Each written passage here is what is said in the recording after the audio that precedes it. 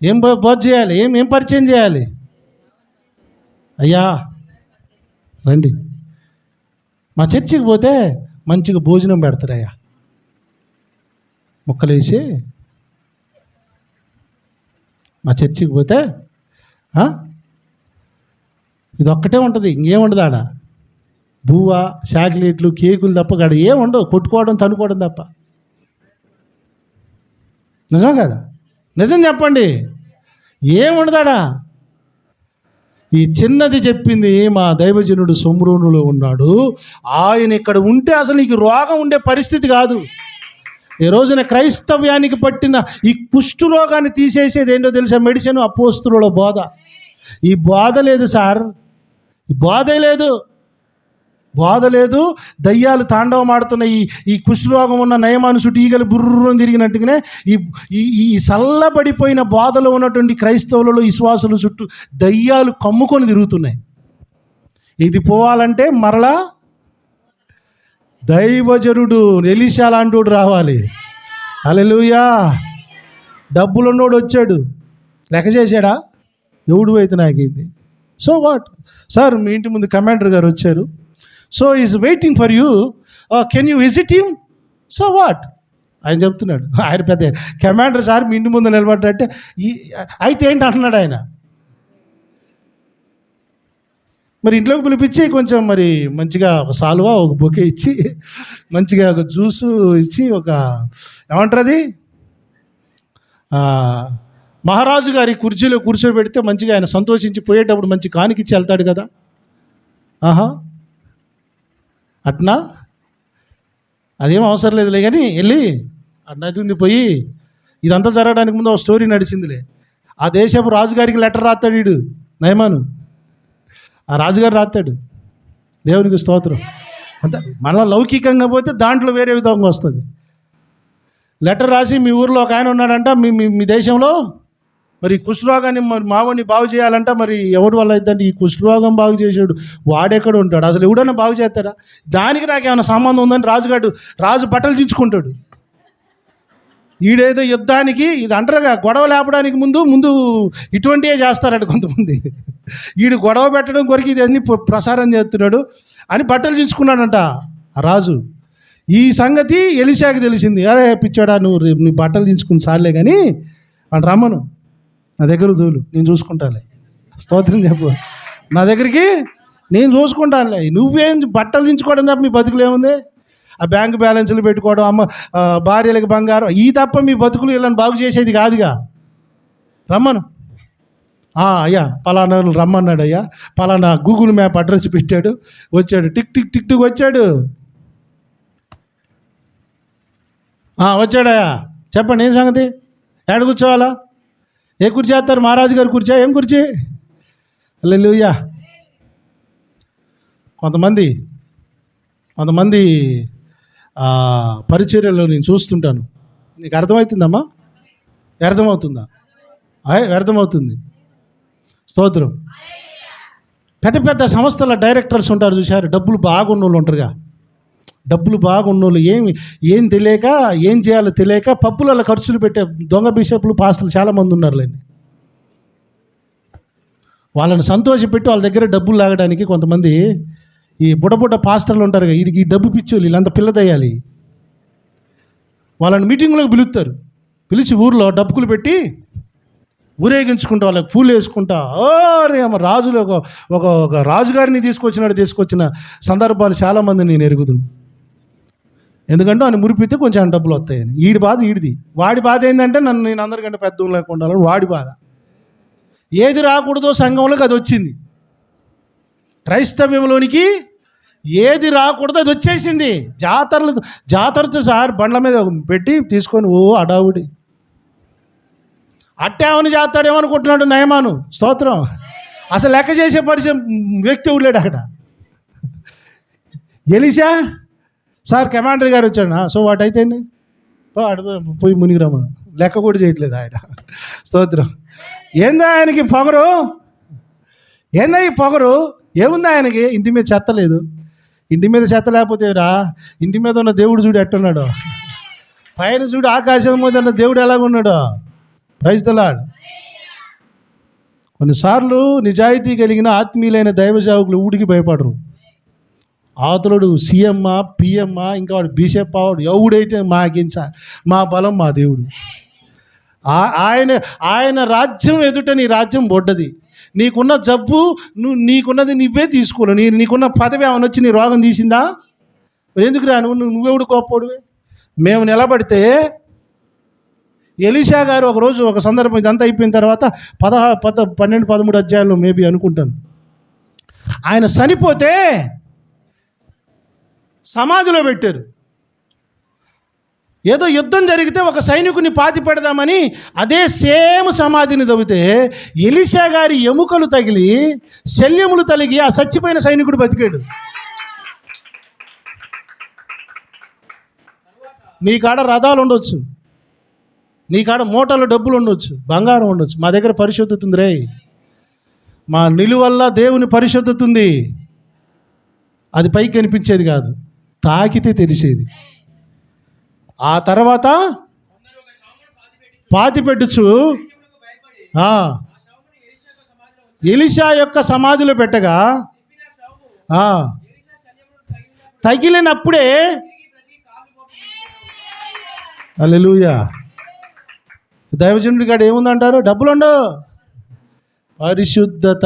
ఆమేన్ చెప్పండి. మనోళ్ళు ఈ మధ్య ఈ పరిశుద్ధత మొత్తం కోల్పోతున్నారు. ఈ డబ్బులు పిచ్చి, ఈ లోక పిచ్చి, ఇవన్నీ పిచ్చిలు బట్టి టీవీలలో మళ్ళీ మాట్లాడితేనే ఏడ్చేస్తారు. మళ్ళీ అమ్మగారులు వేసుకునే మేకప్లు ఉన్న యేసు రక్తమే చేయం. వారానికి ఒక మందిరం కడతా నాకు ఆ మేకప్ డబ్బులు ఇస్తే. ఏమ్మా, వారానికి ఒక మందిరం కడతా. ఆ అమ్మగారులు వేసే మేకప్లు వాళ్ళ వ్యవహారం. మరి అదే విచిత్రం, వాళ్ళు లైవ్ మాట్లాడుతుంటే 100 మంది 1000 మంది చూస్తుంటారు. సార్ నాకు ఏముంది అలా, ఏముండదు అలా ఒకటిదే, ఏముండదు ఆడ. ఆ మేకప్లు ఆ మేకప్లు వేయడం. ఈ మధ్యకాలంలో ఇంకా వంటల ప్రోగ్రాం పెట్టుకున్నారు. ఒక ఆయన వంటల ప్రోగ్రాం, ఇది వేసుకోవాలి, ఉప్పు వేయాలి, కారం వేయాలి, ఇట తినాలి, అట తినాలి. కోట్లు ఉన్నాయి. ఆ కార్పొరేటర్లు, పనిపాటు లేని వాళ్ళకి. అరే ఆ టీవీలో వాక్యం చెప్పాలంటే అరగంట సేపు పెట్టాలంటే 30,000-40,000 డబ్బులండి. ఆ మీటింగ్లో వాక్యం చెప్పుకుంటే ఏం చెప్తున్నారు? ఇక్కోరటి చేయాలి, ఇది తినాలి. మళ్ళీ బైబిల్ నుంచి వంటల పుస్తకం అయిపోయింది నా గ్రంథం. ఈరోజు వంటల పుస్తకం చేసిరు సార్ వీరు. మాకు తెలియక ఈ బాధ అంతా లోతుగా తీసుకుపోయి మేమేమో లోపల పోతా ఉన్నాం. మాకు తెలియదు ఈ లాజిక్స్. మాకు తెలియక మేము పిచ్చర్ల వైపు మొత్తుకొని మేమేమో హెచ్చరిక చేసి రాకడ సూచనలు, ఈ తెగుళ్ళు, రాబోతున్న ఉగ్రత గురించి చెప్పి మేము పిచ్చర్లు అవుతున్నాం. వీళ్ళేం వంట మాస్టర్లు అయిపోయి, వంట కిచెన్ మాస్టర్లు అయిపోయి, వీళ్ళేం బాగా యూట్యూబ్లో యూస్ పెంచుకొని బాగా డబ్బులు సంపాదించుకున్నారు. వాళ్ళు సత్యం కొరకు నిలబడేటోళ్ళు కొంతమంది ఉంటారు. ఆ నిలబడేటువంటి వాళ్ళకి అర్థమైన వాళ్ళు వాటికి దూరంగా ఉంటారు. ఎప్పుడైనా గుర్తుపెట్టుకోండి, వాక్యము చెప్తుంది, సత్యమైనది దూరముగాను బహులోతుగాను ఉండును. సత్యమైనది అందుబాటులో ఉండదు. మా బజార్లో చర్చి ఉంటే బాగుండుగా. ఆ చర్చ ఉంటుంది. ఏం చర్చో తెలుసా? 2 భార్యలు ఉన్నోడు చర్చ ఉంటుంది. ఆడిపోతారు సార్ వీళ్ళు. చర్చి కావాలా నీకు? సత్యం కావాలా? ఏం అర్థమైంది మీకు? ఇప్పుడు చర్చి కావాలి. దొంగ వ్యాపారం చేసేటోడు కూడా కడతాడు. వానికాడికి కూడా పోతాను. నీకు కావాల్సిన చర్చినా? సత్యం కాదా? సత్యమా చర్చే కావాల్సింది? ప్రభువా, సత్యమైనది దూరంగాను బహులోతుగా ఉన్నదంట. సత్యం కనుగొనాలంటే కొంచెం దూరం పోవాలి, లోతుకు రావాలి. మన బేతేలు గాస్పెల్ చర్చి ఊరికి ఎంత దూరం ఉంది? 50 రూపాయలు ఛార్జ్ అవుతాయండి. అయితే సార్ 50గా, 50,000 కాదుగా.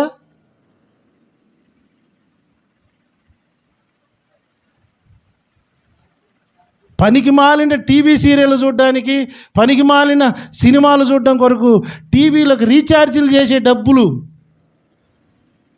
సెల్ ఫోన్లలో సొల్లు మాటలు చెప్పడానికి పెట్టుకునే రీఛార్జీలకు పెట్టే డబ్బులు మందం ఉందని వచ్చే నెల మొత్తం 4 వారాలకు ఎంత ఛార్జ్ అవుతుంది దీనికి? అయ్యా డబ్బులు లేవయ్యా, ఆటోకి లేవు. 50 రూపాయలు కాదు, 50,000 కూడా పెట్టినా దొరకని ఉపదేశ క్రమం నీకు అర్థం కావట్లేదా? ఒక ఒక ఒక ఒక క్రమమైన ఉపదేశ క్రమం కోసం దూరం ఏంటి సార్, ఎక్కడికైనా రాష్ట్రాలైనా పోవాలి. దేవునికి మహిమ కలుగు. సత్యమైనది దూరంగానే ఉంటుంది. యూట్యూబ్లో ఎన్నో చెత్తలు ఉంటాయి, సోషల్ మీడియాలో చెత్త చాలా ఉంది. సత్యాన్ని బోధించే సేవకులు కొద్దిమంది ఉన్నారు. వారిని పట్టుకోవాలి మనం, వారి ఉపదేశ క్రమాన్ని వెంబడించాలి. క్రమంగా కట్టబడుతుంది ఆ ఇల్లు. మన విశ్వాస గృహం క్రమంగా కట్టబడుతుంది. ఎంతమంది అయినా ఉండని, మనకు అవసరమైన బోధ, మనకు అవసరమైన తిండి ఏందో మనకు తెలియదా?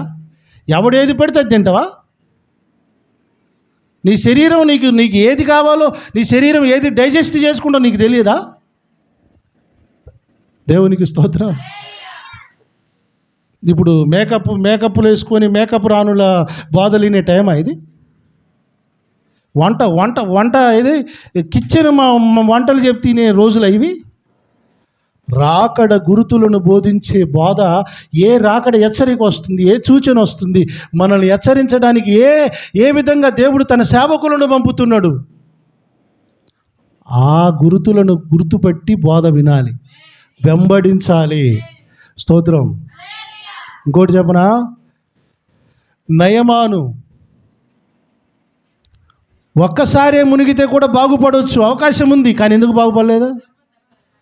ఒకసారే మునిగాడు అనుకో, అయిపోయిందిలే పరా, వాడు పోసి అడిగి 10,000 20,000 మొక్కాన్ని కొట్టేసి పోదాం.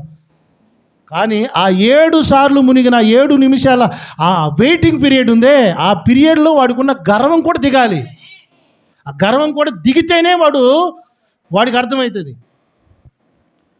చాలామంది కొత్తలు ఎందుకు నిలబడరో తెలుసా మన సంఘంలో? ఈ బోధ అర్థం కాదు. ఇక్కడికి రాగానే మా బావగారు, మా బామ్మర్ది గారు అని కూర్చోబెట్టి కుర్చీలు వేసే ఉండవు, సన్మానాలు ఉండవు, ఉతుకుడు ఆరేసుడు. ఎవరైనా కొత్త వాళ్ళైనా ఉతుకుడే, ఈ ముఖస్థుతి ఏమి లేదుగా. అందుకని ఎందుకులే మనకి ఎందుకు అవసరం అమ్మా, బాగా అందుకనే నిలబడరు. స్తోత్రం చెప్పండి. కానీ 7 సార్లు మునిగితే ఒక క్రమాన్ని కాక కొన్ని సంవత్సరాల పాటు, కొన్ని నెలల పాటు ఇది అర్థమైతే మునిగి తేలి అప్పుడు అర్థమవుతుంది. పసిపిల్ల దేహం వచ్చేస్తుంది. పసిపిల్లల ఎంత అన్నా మా సేవకుడు మా కోసమే, ఈ బోధ మా కోసమే, మా ఆత్మీయ ఉన్నతి కోసమే. Praise the lord. నొచ్చుకోవడాలు ఉండవు. మునిగి తేలి అక్కడే అయిపోయింది, మొత్తం పొగరంతా దిగిపోయింది అల్లనే. స్తోత్రం. బాగుపడ్డా బాగుపడలేదా? ఎలాగొచ్చింది శరీరం?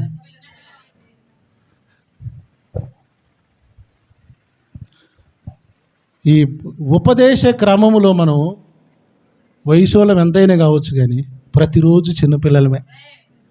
ప్రతిరోజు చిన్నపిల్లలలాగానే ఆలోచించాలి, చిన్నపిల్లలుగానే మనం థింకింగ్ చేయాలి. పెద్ద ముదురులో మాకు అన్నీ తెలియవచ్చు, కానీ దేవుని కాడికి వచ్చేసరికి బొడ్డోళ్ళమే.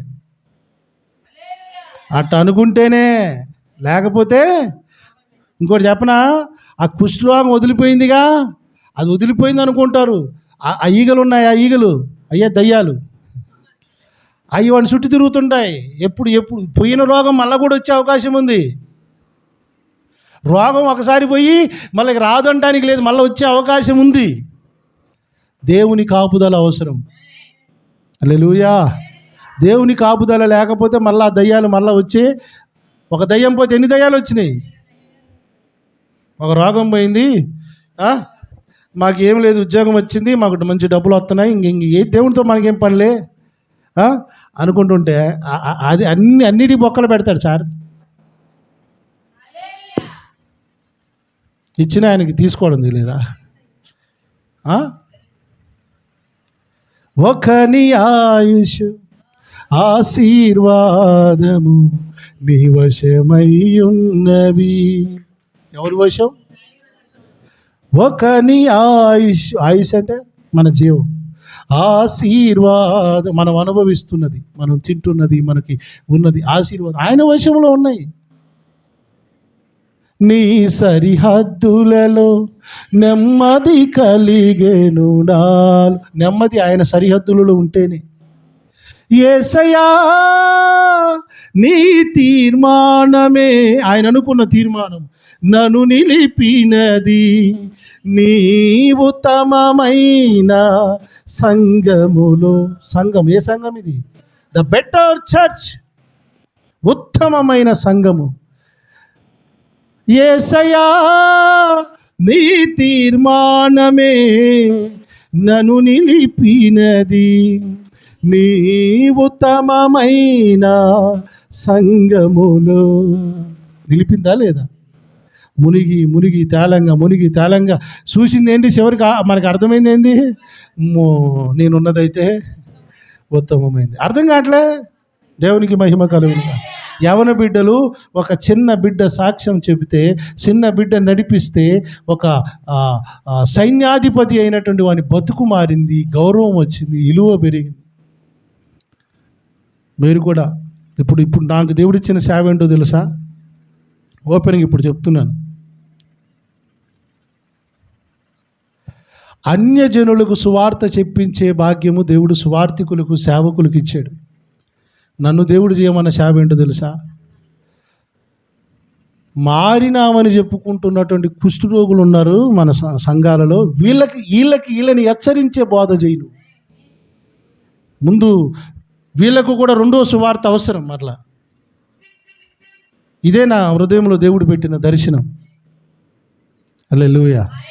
అది చాలా ఈజీ సార్. ఒక దెబ్బ 2 దెబ్బలు తినొచ్చు. కానీ ఇదేందో తెలుసా? ఎన్ని నిందలు పడాలి సార్ దీనికి. ఎంటారా వీళ్ళు? ఎండ్రు. యేసు ప్రభుని సిలువేసింది ఎవరు?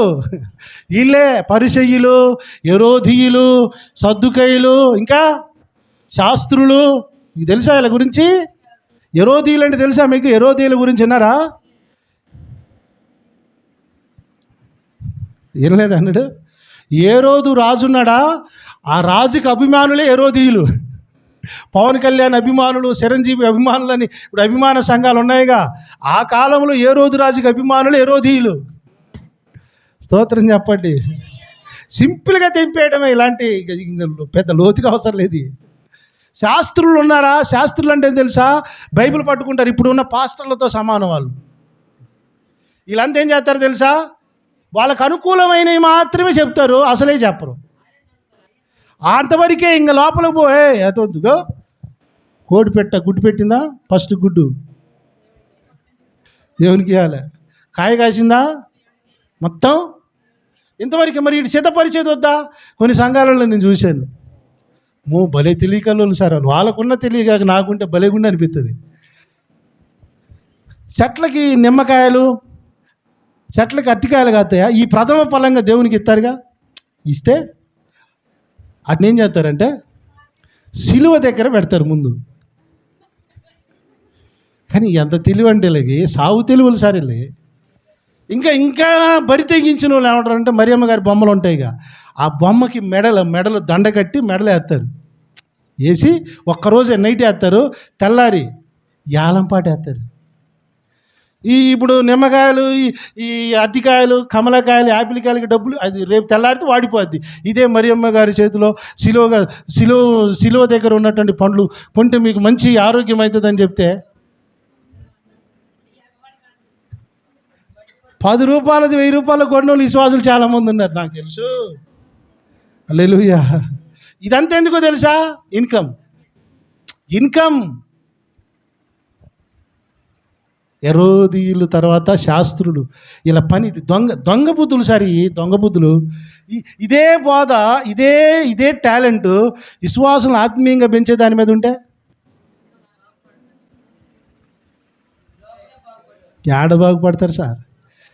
మీరేం బాగుపడుతున్నారు? ఇన్ని సంవత్సరాలు చెప్తున్నాను. మీరే చెప్పండి, ఏం బాగుపడుతున్నారు వీళ్ళు? ఒక వారం వస్తే ఒక వారం రారు. ఒక పని చెబితే ఏం బాగుపడ్డట్టు మనం. ఇప్పుడు ఆడికి చూడండి ఎంత స్ట్రిక్ట్గా పోతారో తెలుసా? పోయేటప్పుడు సంచిలో శుభ్రంగా దాంట్లో బొట్టలో కొబ్బరికాయ, 2 కోతులు. నమ్మకంగా ఎంత నమ్మకస్తులు అంటే వాటిలో భలే సాగు తెలుగులు సార్. భలే నమ్మకంగా ఉంటారు వాళ్ళు. దేవునికి స్తోత్రం. శాస్త్రులు అట్ట నేర్పేశారు, ఆచార సంబంధమైన తప్ప నువ్వు లోపలికి అవసరం లేదు, అది నేర్పారు వాళ్ళు. ఇప్పుడు మన సేవకులు కూడా చాలామంది దాంట్లోనే బాగా నిపుణత తేలిపోయారు, రాడ్ తేలేరు సార్ అందులో. హల్లెలూయా. ఉందా మన పరిచర్యలు అది ఆచార సంబంధమైనవి అండో. శాస్త్రులు లేక ఆచారాలను బోధించేది ఏం లేదు అమ్మా. సద్దుకయ్యులు పునరుద్ధానం లేదంటారు, అంటే దయ్యం లేదు భూతం లేదు, దయ్యం లేదు భూతం లేదు. మనం ఇక్కడే బతికున్న రోజులు ఉండవు. పరిసయ్యులు ఆచార సంబంధమైనటువంటి క్రైస్తవులు, వీళ్ళకి దేవుని వాక్యంతో అస్సలే పని లేదు, ఆచార సంబంధమైన. ఇదిగో శనివారం రోజు విశ్రాంతి దినం, ఖచ్చితంగా దాన్ని పాటించాలి. విశ్రాంతి దినమున ఇంట్లో పొయ్యి ఉండకూడదు, ఇంట్లో ఏ పని చేయకూడదు, నడవకూడదు. నిలువుటంగిలు వేసుకుంటారు కిందికి పీతికి. దేవునికి స్తోత్రం. పౌలయ్య గారు ఆ కుటుంబం నుంచి వచ్చినోడే, పరిచయుల కుటుంబం నుంచి వచ్చినోడే, కానీ ఆత్మీయ జీవితంలో ఒక శిఖరానికి వచ్చాడు ఆయన. అగ్రపీఠాలు కోరుకునేది వీళ్ళే. అగ్రపీఠం అంటే నేను తెలుసు అయ్యగారు, నేను నాకేం బుడ్డ ఈ కుర్చేస్తావు నాకు, ఎట్టగాలి పడుతున్నా నీకు బిషప్. పరిచయులు సంత వీధుల్లో పోతూ, సంత వీధుల్లోనే వేరు నిమ్మకాయల వ్యాపారం మంచిగా అయిందా, రేపు మంచిగా 4 పంపించండి, వేస్తున్నామన్నా నీ వ్యాపారం దీవించబడు. ఓరిని అనగా నీళ్ళు అమ్మ అయ్యగారు మంచి చేశారు. దేవునికి స్తోత్రం. పరిచయులు అంటే అదన్నమాట. సంత వీధులలో అగ్రపీఠాలు కోరుకునేటోళ్ళు వీళ్ళు. ఇవన్నీ ఈ 4 తెగల గురించి మాట్లాడితే ఈరోజు క్రైస్తవులు మొత్తం జీరోగాళ్ళు అయిపోతారు. అపోస్తలుల బాధలో మనం ఈ అపోస్తలిక వాయిస్ ద్వారా 10 నిమిషాలలో వీళ్ళెవరో 4 విషయాలు మీకు చెప్పేశాను, కానీ వాస్తవానికి లోపల పోతే ఇలా చాలా కథలు ఉంటాయి. దేవునికి మహిమ కలుగును కాదు. ఇంకొక అమ్మాయి ఉంది, ఇంకొక అమ్మాయి గురించి చెప్పిస్తాను చూడండి. అపోస్తలుల కార్యాలు 16వ అధ్యాయం అమ్మ.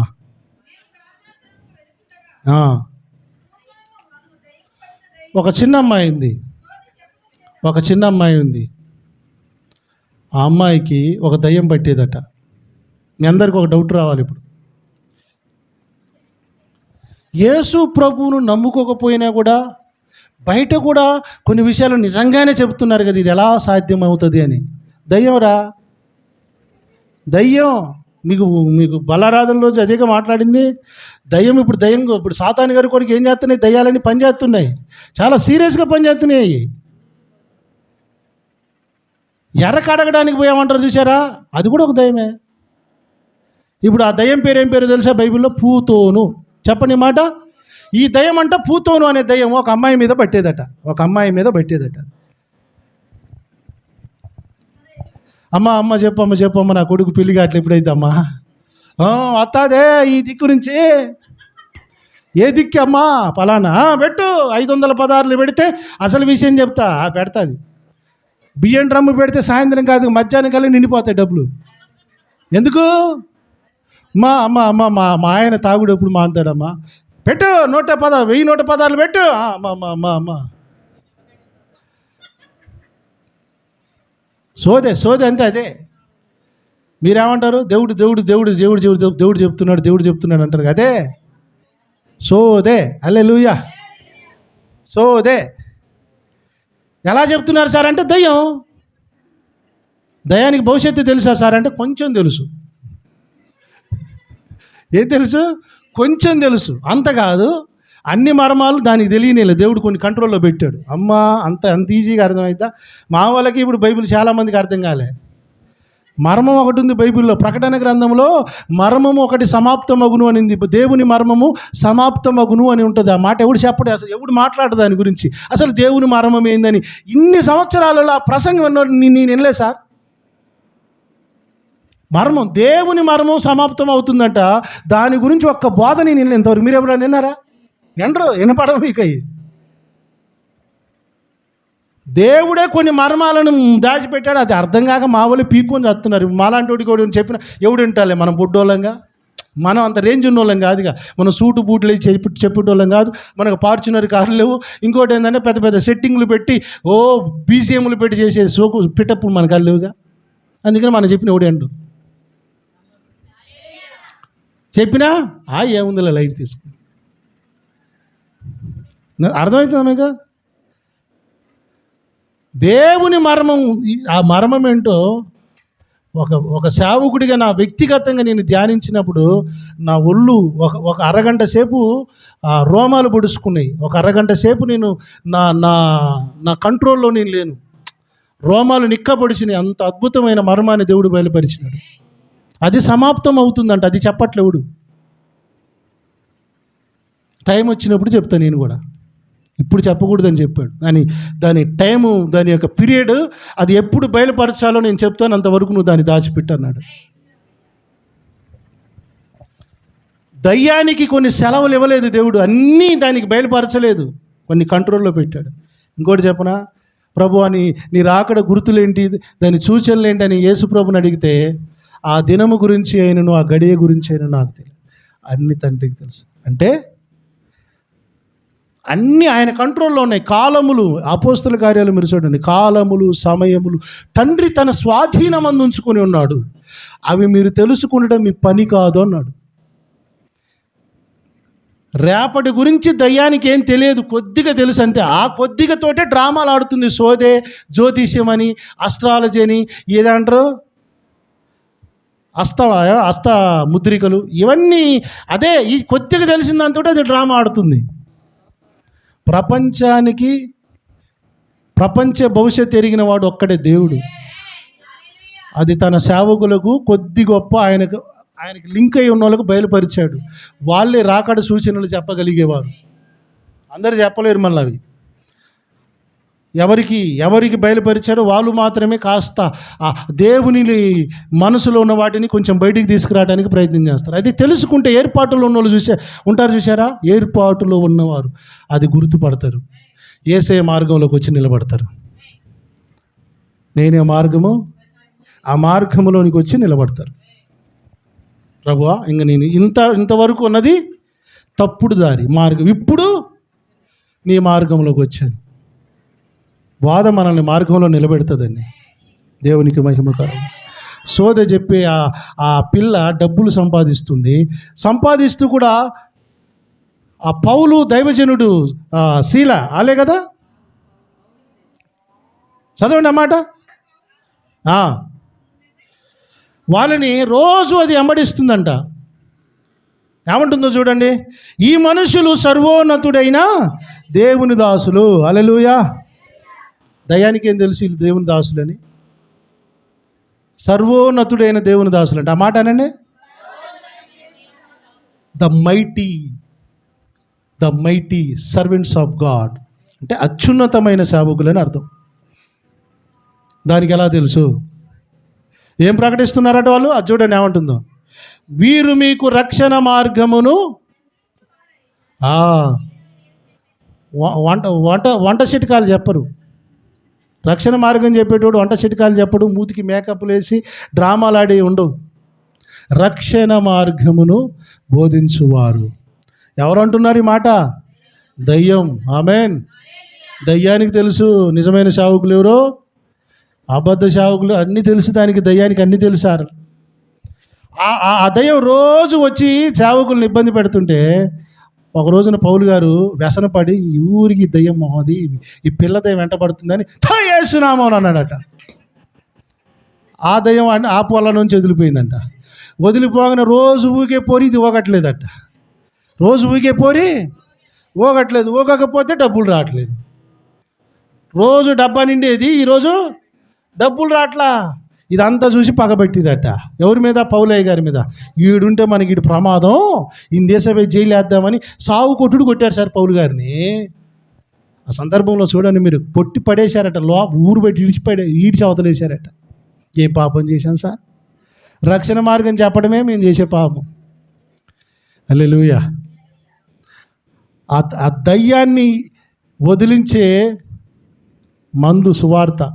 సేవకులు నిజమైన సువార్త ప్రకటిస్తే దయ్యం, ఇలాంటి పూతోను దయ్యాలన్నీ వెళ్ళిపోతాయి. ఈ రోజున దయ్యం సువార్తను చెప్పని గ్రంథము లేని బిడ్డలను, గ్రంథ జ్ఞానము లేని విశ్వాసులను, చిన్న బిడ్డలను దయ్యం ఆడుకుంటుందని చెప్తున్నాను. ఏమాడుకుంటుంది? వాక్యం లేదు, ఏమాడుకుంటుంది? గ్రంథ జ్ఞానం చాలా ఇంపార్టెంట్. పిల్లలకి జ్ఞానం అవసరం. బైబిల్ చదవండి. ముందు 66 పుస్తకాల పేర్లు తెలుసుకోండి. క్రమంగా వాక్యాన్ని చదవండి. బైబిల్ చదువుతూ ఉండండి, వాక్యాన్ని చదువుతూ ఉండండి. గ్రంథ జ్ఞానం ఉంటే ఏది ఎంత అవసరమో మనకు తెలుస్తుంది. అందరం లేచి నిలబడదామా? ప్రభు కృప మనందరికీ తోడై ఉండును గాక.